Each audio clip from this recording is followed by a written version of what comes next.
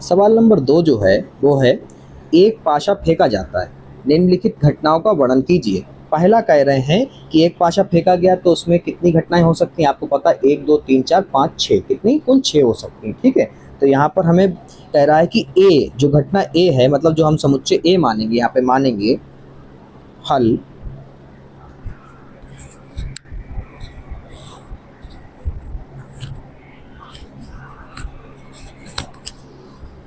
यहाँ पर हम लिखेंगे हल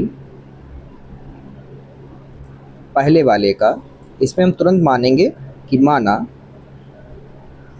ए समुच्चय कह रहा है संख्या 7 से कम हो, तो आपको पता है कि पूरे पाशे में 7 से कम कौन कौन सी संख्या हो सकती हैं, वो आपको पता है क्या होगा, 1 2 3 4 5 6, यानी कि सारी की सारी आ जाएंगी। ओके, इसी प्रकार से दूसरा वाला देखिए, कह रहे हैं बी जो है वो कह रहा है 7 से बड़ी संख्या, 7 से बड़ी संख्या, तो दूसरे में हम लिखेंगे कि बी वाला जो सेट बनेगा,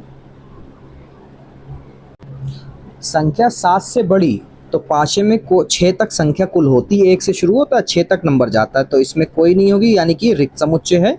या तो इसे ऐसे खाली अवयव करके ब्रैकेट लिख सकते हैं हम समुच्चय को, या फिर फाई करके लिख सकते हैं। आपने प्रश्नावली 1.1 में यानी कि पहली यूनिट में पढ़ा होगा। दूसरा क्या है, दूसरा कह रहे हैं जो सी है वो कह रहे हैं संख्या जो है 3 का गुणज है। क्या है, तीसरा जो है जिसे आप सी मानोगे वो कह रहे हैं उसमें कौन से अवयव आपको लेने हैं पाशे में से 3 के गुणज। तो 3 के गुणज क्या होंगे, 3 एकम 3 और 3 दूनी 6, 3 3 9, ज़्यादा हो जाएगा, वो पाशे पे उपलब्ध नहीं होगा। ठीक है, तो ये हो गया। अगला चौथा जो है कह रहे डी जो आप मानोगे वो है संख्या 4 से कम, 4 से कम चौथा जो है वो कह रहा है आप मानोगे डी, और उसमें कह रहे 4 से कम यानी कि 1 होगा 2 होगा और 3 होगा, बस 4 से ज़्यादा नहीं जा सकते, मतलब 4 भी नहीं लेंगे। ठीक है, अगला है आपका पांचवा, कह रहे हैं ई जो आप मानोगे वो आप मानोगे क्या शर्त दी है, 4 से बड़ी सम संख्या, 4 से बड़ी सम संख्या, 4 से बड़ा क्या है 5, अब 5 सम नहीं विषम है, तो इकलौती संख्या है 6 पाशे पे जो सम है और 4 से बड़ी है। इसी तरह से छठा जो है वो कह रहे हैं एफ मानिए संख्या 3 से कम नहीं है। जो आप छठी क्वेश्चन यानी स्थिति आपको दे रखी है जिसको आप एफ मानोगे बच्चों, वो आपसे कह रहे हैं कि संख्या जो है 3 से कम भी नहीं है, संख्या 3 से कम नहीं है। संख्या 3 से कम नहीं है मतलब कि 1 2 छोड़ दीजिए, 3 से कम नहीं, कम नहीं का मतलब 1 2 3 जो था 1 2 छोड़ दो, अब क्या 3 के बाद से सब ले लो, 3 4 5 और 6, बेटा इसमें 3 लिया जाए क्योंकि 3 से कम नहीं, कम नहीं का मतलब 3 के पीछे वाली संख्या को छोड़ देना होता है। ठीक है, ये आपके आ गए। अब हमें क्या क्या निकालना है क्वेश्चन में, देखिए क्वेश्चन में आपके कह रहा है कि आप ए यूनियन बी निकालो, फिर आप ए इंटरसेक्शन बी निकालो। तो पहले हम ये निकाल लेते हैं ए यूनियन बी। ठीक है, यहाँ पे लिख लेते हैं कि A union B, A union B का मतलब यहाँ पे हम सेट ए को लिखते हैं 1 2 3 4 5 और ये 6, और यूनियन बी वाले सेट को लिखते हैं जो कि आपका क्या है, रिक्त समुच्चय है। अब यूनियन का मतलब तो आप जानते ही हैं क्या होता है। अब ए यूनियन बी का अर्थ होता है बच्चों कि ए में हो पर बी में ना हो। क्या है, ऐसे अवयव जो ए में हैं परंतु बी में नहीं है। तो ए में तो जितने अवयव हैं बी में तो है ही नहीं, यानी कि सारे के सारे हो जाएंगे, यानी कि 1 2 3 4 5 6। यूनियन का मतलब समझ गए, एक बार फिर से दोहरा देता हूँ, अवयवों का समुच्चय जो ए में हो परंतु बी में ना हो। तो ए में तो सब हैं परंतु ये एक भी अवयव ऐसा नहीं है जो हम छोड़ें जो बी में हो, तो बी में है ही नहीं, यानी कि सारे के सारे हमें लिखने पड़ेंगे, छोड़ें किसे, क्योंकि बी में बी तो रिक्त है, खाली है। ठीक है, ऐसे ही आपसे कह रहा है ए इंटरसेक्शन बी, क्या कह रहा है, ए इंटरसेक्शन बी, इसको लिखते हैं। तो यहाँ पर हम लिखेंगे कि ए वाला तो आप जानते हैं 1 2 3 4 5 और ये 6, इंटरसेक्शन का चिन्ह लगाते हैं, और बी वाला क्या है, रिक्त समुच्चय है। ठीक है, रिक्त समुच्चय का इसका अर्थ होता है, इंटरसेक्शन का एक बार समझ लीजिए, अवयवों का समुच्चय जो ए और बी दोनों में उभयनिष्ठ हो, मतलब कि दोनों में कॉमन हो। तो भैया ए में जितने भी हैं वो बी में है ही नहीं, तो ये क्या हो गया, ये रिक्त हो गया। क्या हो गया, रिक्त। ये ऑलरेडी रिक्त समुच्चय हो क्योंकि ए का कोई भी ऐसा अवयव नहीं है जो बी वाले में मिल रहा हो, तो क्या हो गया, कोई मिला ही नहीं, तो क्या हो गया, रिक्त हो गया। अगला हमारा है बी यूनियन सी, क्या है, बी यूनियन सी। तो इसमें हम लोग लिखेंगे कि बी का मतलब रिक्त और यूनियन सी का मतलब हमारा हो जाएगा यहाँ पर 3,6 से। इसका अर्थ आप जानते हैं कि आपका यहाँ पर हो जाएगा बी में हो परंतु सी में ना हो। तो बी में तो ऐसा कुछ है ही नहीं जो सी में ना हो, ठीक है।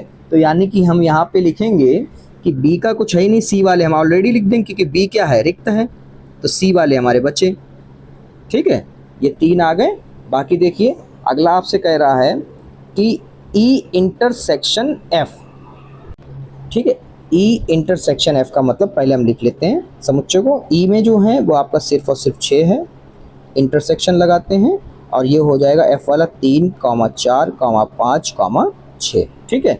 इसका अर्थ क्या होता है, ई में हो मतलब इंटरसेक्शन का मतलब ऐसे अवयव जो ई में हैं और एफ में भी हो, ठीक है। ई में हैं और वो एफ में भी हो, मतलब कि उभयनिष्ठ हो आपके, ठीक है। तो ऐसा कौन सा है, सिर्फ और सिर्फ इकलौता एक है जो 6 यहाँ पर भी है और 6 यहाँ पर भी, तो आपका आंसर क्या होगा, 6 होगा, ठीक है।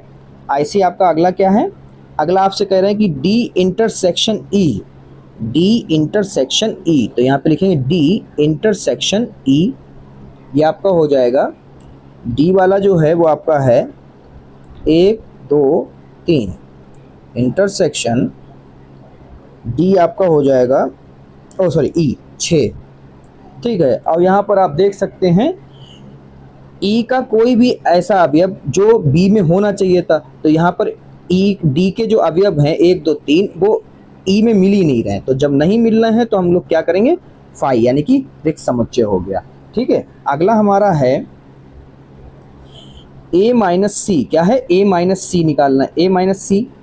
तो यहाँ पे लिखेंगे ए सेट में से सी वाले को हटाना होता है, ठीक है। तो यहाँ पर हम लिख लेते हैं ए का मतलब 1, 2, 3, 4, 5, 6, घटा दो सी वाले को, सी का मतलब यहाँ पर है 3,6 को, चलो घटाओ भाई। तो यहाँ पर हम लोग लिखेंगे 3 और 6 हट गया, क्या बचा, जो बचा उसको लिख दो, क्या बचा, 1 बचा, 2 बचा, 4 बचा और 5 बचा, ठीक है। ये आपका आंसर हो गया, ये आंसर है और ये आंसर है। अगला है आपका डी माइनस ई, क्या है, डी माइनस ई। तो यहाँ पर हम लिखेंगे डी माइनस ई, ठीक है। तो डी माइनस ई का मतलब यहाँ पर डी समुच्चय जो है हमारे पास वो है 1, 2, 3 माइनस ई का मतलब 6, तो ये है ही नहीं, जब घट ही नहीं सकता तो क्या हो जाएगा हमारा, क्या हो जाएगा, क्योंकि यहाँ से कुछ भी इससे घट ही नहीं रहा, तो यही हो जाएगा, क्या हो जाएगा 1, 2, 3, ठीक है। रिक्त मत कर देना, यहाँ पे रिक्त नहीं होगा, ठीक है, इंटरसेक्शन में होता है, माइनस में नहीं होता। अगला है आपका E intersection F dash, F dash का मतलब होता है, यहाँ पे लिखेंगे कि ई इंटरसेक्शन एफ डैश, ठीक है, इक्वल टू इसका हो जाता है ई इंटरसेक्शन ब्रैकेट यू होता है, यू का मतलब आपके जितने भी यूनिवर्सल हैं जो आपकी कुल पद समिष्टि बनी है उसे कहते हैं यू। यू को हम लोग यहाँ पर क्या यूज़ कर रहे हैं, ए, क्या यूज़ कर रहे हैं, ए, तो यहाँ पर ए लिख लेते हैं कि आपके कोई कन्फ्यूज़न ना हो। तो यहाँ पर लिखेंगे ए में से क्या करना है, एफ को घटा देना होता है, ठीक है।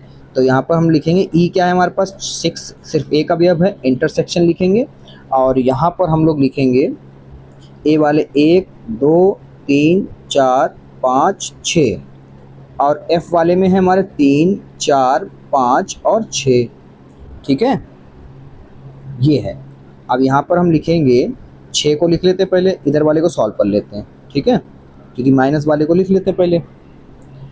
तो यहाँ पर जो है, चलो भाई काट दो, 3 इधर भी है, 3 इधर भी है और 4 इधर भी है, 4 इधर भी है, 5 इधर भी है, 5 इधर भी, 6 इधर भी, 6 इधर भी। तो क्या बचा इधर, इधर बचा आपका 1, 2। चलो इंटरसेक्शन का मतलब समझ लो, क्या 6 जो है इधर एफ वाले में है, तो इधर देख सकते हैं नहीं है, तो नहीं है तो क्या हो जाएगा, 5 हो जाएगा, ठीक है। अगला आपका हो जाएगा जिसमें आपसे कहा गया है कि एफ डैश निकाले, क्या निकाले, एफ डैश, लास्ट वाला जो है कह रहे हैं एफ डैश निकाली। एफ डैश का मतलब आपको पता है u माइनस एफ होता, मगर हमने a माना यहाँ पर सारे पदों को, सारे अंकों को 1 से 6 तक, तो यहाँ पर a में से f को घटा देते हैं। a का मतलब 1 2 3 4 5 6, f वाले हैं हमारे पास 1 2 f वाले 3 से लेके 6 तक हैं, सॉरी। तो यहाँ पे लिखते हैं 3 4 5 और जाई 6, ठीक है। अब कट कर लो, 6 से 6 गया, 5 से 5 गया, 4 से 4 गया, 3 से 3 गया, क्या बचा? बचा आपके पास 1,2। यही आपका आंसर है। ओके, ये बहुत इंपॉर्टेंट क्वेश्चन है। कहीं पे नहीं समझ में आ रहा हो तो पीछे बैक करके ध्यान से देख लेना, ठीक है। और फिर भी ना समझ में आए, कोई डाउट्स रह जाता हो तो कमेंट कर देना, मैं तुरंत रिप्लाई करता हूँ, ठीक है।